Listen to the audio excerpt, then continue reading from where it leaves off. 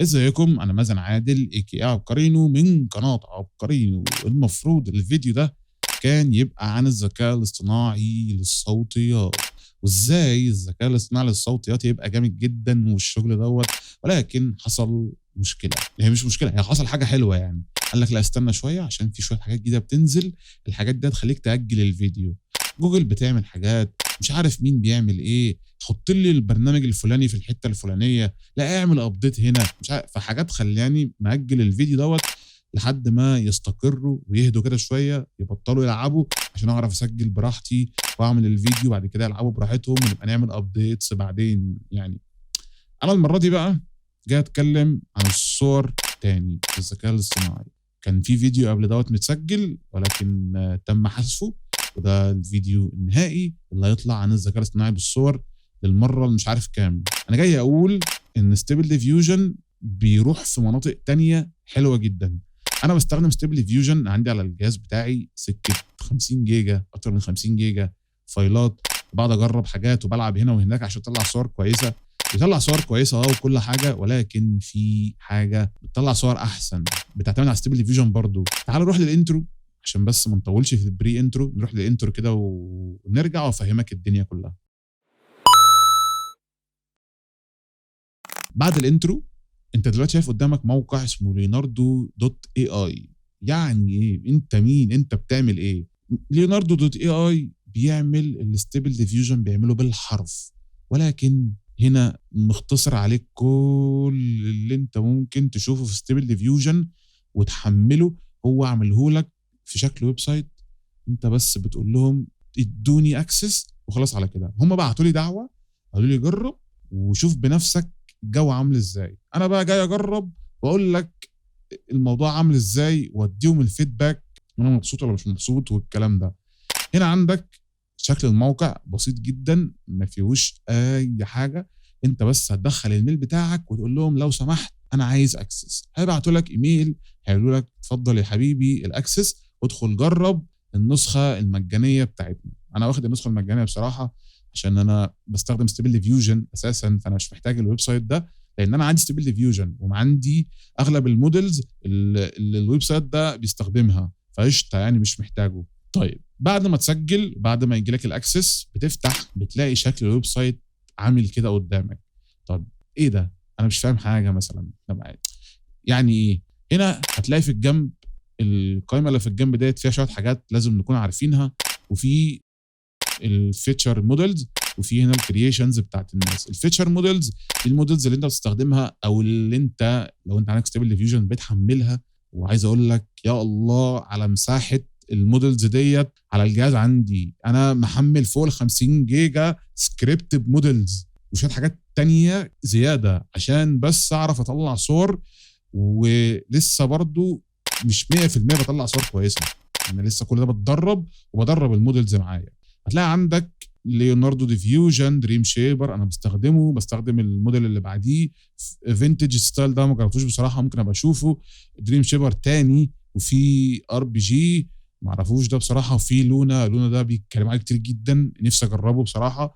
وفي عندك بيبر ارت ستايل والستريشن وليوناردو كرييتيف يعني في شويه حاجات كتير جدا. ده في بيكسل ارت، بيكسل ارت ده جديد، انا بيكسل ارت ده لازم اجربه. انا ده في الفيديو اللي فات ما خدتش بالي منه. في شويه حاجات حلوه يعني، انت هنا في شويه حاجات تقيله.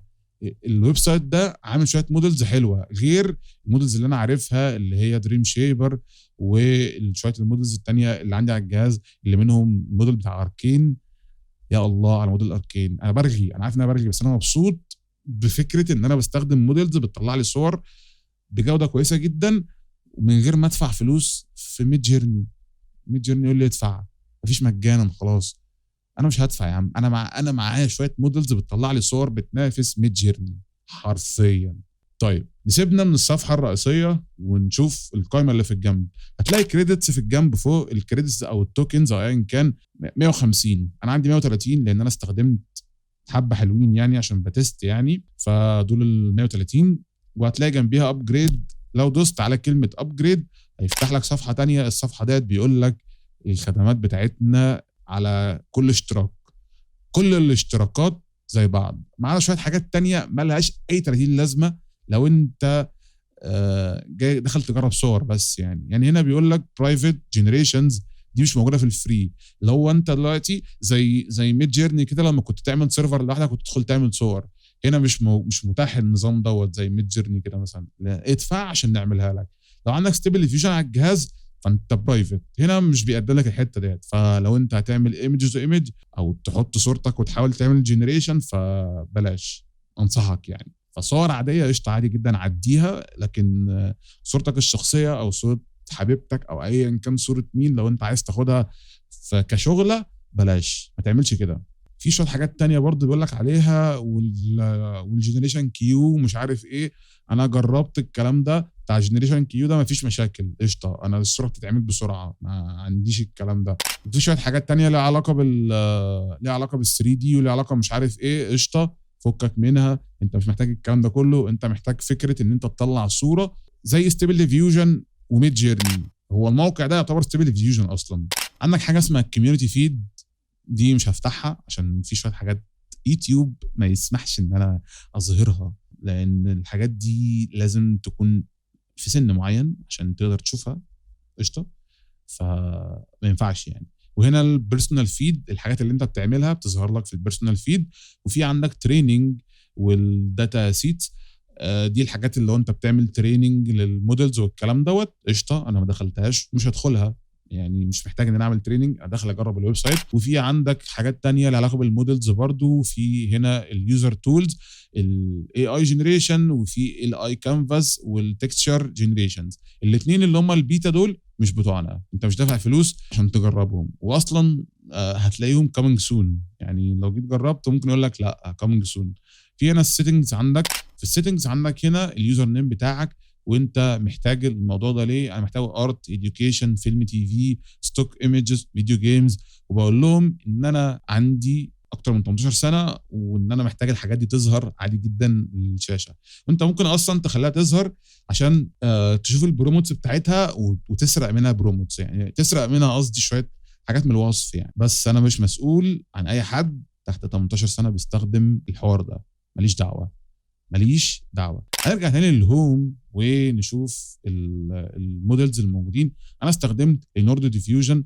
يا الله، ليوناردو ديفيوجن تقيل ازاي! انا لو اعرف احمل ليوناردو ديفيوجن على الجهاز عندي انا هحمله واشتغل بيه، حتى لو كانت مساحته 10 جيجا والله ما عندي مشكله، بس هو جامد. هندوس على ليوناردو ديفيوجن، هيطلع لك شويه نتائج الناس عاملاها، نقول له قشطه زي الفل. بيقول لك ان هو متدرب على 1024 في 1024 وبيستخدم ستيبل ديفيوجن 2.1 والسترينث ميديوم. وهنا الكاتيجوري جنرال، ده عام، مش مخصص لحاجه معينه. يعني انت ممكن تقول له اعمل لي ايا كان وهيعمله لك زي ما انت شايف في الصور اللي قدامك ديت. واللي هي الصور دي نتائج كويسه، ممكن اصلا تستخدمها وتكسب منها فلوس على مواقع الستوكس والحاجات اللي زي كده. ممكن تشوف لو ناس بتحتاج صور زي كده تعمل له الصوره، تفضل بمبلغ كذا. نعمل جنريت وندخل نشوف ايه الصوره الجامده دي. لا ده انا اللي عاملها عادي جدا يعني. ايه الصوره؟ لا ده انا اللي عاملها برضو.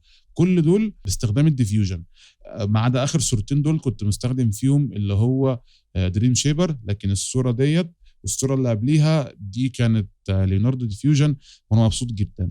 هنا في الجنب هتلاقي نمبر اوف ايمجز، هتلاقي موجود 1 2 3 4 لحد 8، المفتوح لحد 4 بس، لان الموديل اللي احنا بنستخدمه اللي هو ليوناردو ديفيوجن بيسمح لك لحد 4 صور بس، لان هو بيعتمد على 1024 في 1024.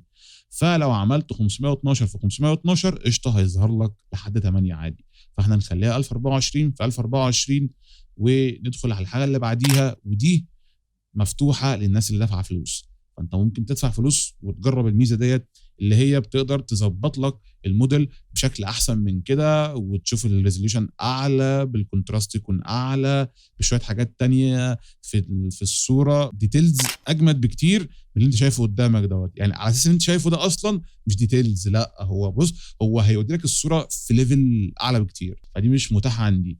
هنا هتلاقي بروموت ماجيك، انا هفعلها. البروموت ماجيك ديت بتعمل ايه بقى يا صاحبي؟ البروموت ماجيك دي بتديك للصوره يعني يعني تفاصيل احسن، تمام، بس مش زي الخدمه الثانيه اللي هي بفلوس. يعني انت مثلا شايف الصوره ديت انا مش مفعل فيها البروموت ماجيك، شكلها حلو جدا، التفاصيل بتاعتها رايقه جدا، وهكذا الصوره دي شكلها جامد يعني. اي نعم في شويه حاجات هنا بايظه قشطه من تحت في اللبس، محتاجه ان هي تكون في كواليتي اعلى، لكن قشطه الصوره حلوه وهكذا وهكذا وهكذا. تمام. فانا هفعل البروموت ماجيك. هنا عندك الهاي كونتراست، لو انت عايز تظبط الكونتراست بتاع الصوره قشطه خليها مفتوحه. هتلاقي عندك بابليك ايمجز مش متاحه لان انت مش دافع فلوس، ادفع نخليك برايفت. وهنا السكيل، فانت هتخلي السكيل 1024 في 1024، وهتلاقي هنا تحت الجايدنس سكيل دي هتخليها 7 زي ما هي، او هتخليها 12 او من 7 لحد 12. هتقول لي ليه مش اقل من 7 وليه مش اعلى من 12؟ لانك لو حاولت تعمل كده الصوره هتبوظ. ده عن تجربه في ستيبل ديفيوجن، انا عانيت وتعبت عشان احاول اطلع صوره بكواليتي، ما عرفتش بسبب ان انا كنت بقلل عن 7 كتير جدا او ازود عن 12 عشان اشوف هتطلع عامله ازاي، كانت بتبوظ. هنا الكنترول نت دي مش مفتوحه. الكنترول نت ديت محتاجه ان انت يكون عندك ايمج تو ايمج. يعني ايه كنترول نت؟ فهمني. مثلا نفترض انت حطيت له صوره واحد رفع ايده لفوق، فانت بتقول للكنترول نت في الموديل او في الملف بتاع البوز، تقول له لو سمحت انا عايز نفس البوز بتاع الصوره ديت يطلع على الصوره الجديده. يعني الشخص اللي رافع ايده في الصوره الجديده هيفضل الصوره في شخص رافع ايده، التفاصيل الفلانيه اللي هتفضل هي التفاصيل الفلانيه بتاعت الشخص. يعني حتى لو واحد طاير في الجو وهو في الصوره الجديده يفضل طاير في الجو بنفس الشكل بتاعت الصوره القديمه، هيعمل لك كده. غير بقى شويه تفاصيل في الوش، غير ايا كان الموديل اللي انت بتستخدمه في كنترول نت. وهنا التيلينج دي حاجه تانية انت ممكن برضو تفعلها عشان تظبط التكستشر بتاع الخلفيه والكلام ده، انا مش مشغلها. هنا هتلاقي عندك الايمج بروموت او الايمج تو ايمج. انا طبعا بستخدم ايمج بروموت، كنت بسجل الفيديو اللي قبله جربت صورتي وعملت تحورات ما ظبطتش، رحت ماسح وقلت لا بلاها الفيديو ده عشان اتقفلت، فهعمل فيديو جديد. دي القائمه اللي في الجنب. هنا عندك ايمج جنريشن وبروموت جنريشن. هنا البروموت جنريشن لو انت عايزه يعمل لك بروموت ويطلع لك صوره كويسه جدا عشان تقدر ان انت تستخدمها في الايمج جنريشن. طب يا عم انت اصلا عايز تجيب بروموت من صوره، انت مش عايز ما عندكش فكره، عايز تجيب بروموت من صوره. هسيب لك في الديسكريبشن مع ليوناردو اي اي موقع اسمه هاجينج فيس، في سكريبت جوه اسمه كليب انتريجيتور 2، كليب انتريجيتور 2.1 كمان مش 2. ده انا بستخدمه في ستيبل ديفيوجن اساسا.